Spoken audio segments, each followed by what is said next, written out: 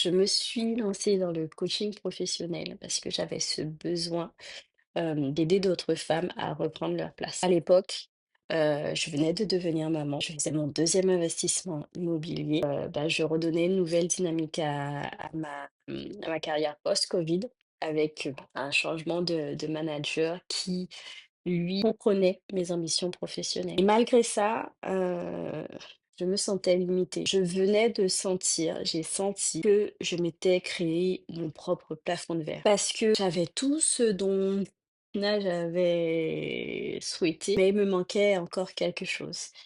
Et mon prochain palier, c'était de devenir coach. C'était d'accompagner d'autres femmes à se libérer, prendre leur place en fait, tout simplement. Pour faire cette transition, me passer de ma vie de rêve à, ma vie plus challengeante, c'était tout quitter. Tout quitter, la maison qu'on venait d'acheter, le boulot sur lequel, au final, j'allais construire de nouvelles choses et partir à l'aventure, dans l'entrepreneuriat.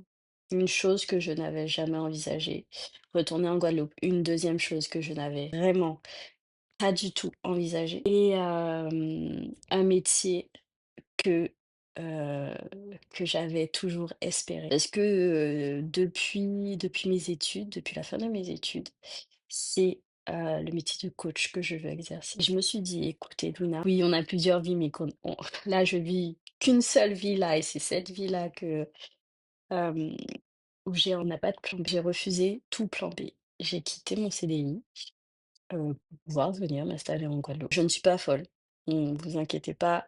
La fille, elle a tellement de plans dans sa tête qu'un seul plan A lui suffit et se dire: «Go, on y va». Et en fait, c'est ça, c'est, hem, accompagner, sauter le pas. Allez, ne faites pas comme moi, vous êtes pas obligés de faire comme moi. Je peux être kamikaze, mais c'est surtout dans l'objectif de reprendre sa place, oser, redevenir entière en fait.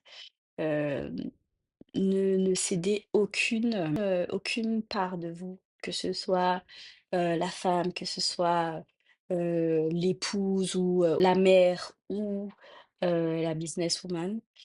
On a le droit d'être toutes, c'est pas entièrement.